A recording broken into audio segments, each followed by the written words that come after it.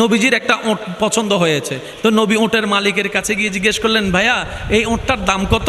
ওই দামাদামি হলো, নবী সে দামে কিনতে রাজি হলেন, কিন্তু নবীর কাছে তখন অর্থ ছিল না। তখন নবীজি ওনাকে বললেন, আপনি আমাকে ওঁটটা দেন, আমি এখনই গিয়ে আপনার সেই প্রাপ্যটা পাঠিয়ে দিচ্ছি। ওঁটের মালিক ওনাকে ওঁটটা দিয়ে দিলেন।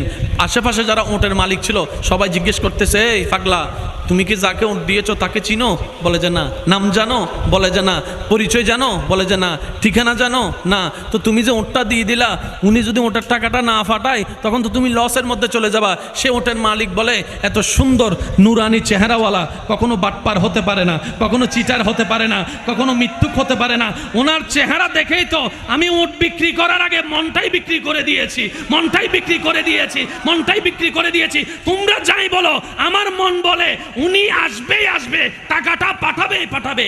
এই কথা বলতে না বলতে কিছুক্ষণ পরে নবীজির একজন সাহাবা এসে বলছেন, একটু আগে একজন ওট নিয়ে গিয়েছেন, কাছ থেকে ওটের মালিকটাকে একটু দেখতে চাই। উনি বলে যে আমার থেকে। তো উনি বললেন, আমাদের নবী আপনার থেকে ওটটা নিয়ে গিয়েছেন, ধরেন ওটের টাকাটাও দিয়েছেন, আপনাদের খাবার জন্য কিছু খেজুরও হাদিয়া পাঠিয়েছেন, খেজুরও হাদিয়া পাঠিয়েছেন। ওই ওটের মালিক বলে, ভাইয়া টাকাটাও রাখেন, খেজুরটাও রাখেন, আগে আমাকে ওনার কাছে নিয়ে যান।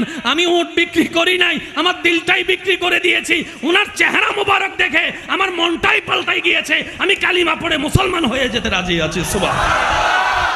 जिसका कोई सानी नहीं वो नबी हमारा है, मुस्तफा की अजमत का हद ही ना किनारा है। आशिक बोले लम याति नजीरु कफी नजरिन मिसले तुना शुद्ध पैदा जाना। चित्कार दिए बोलें ना सुबह।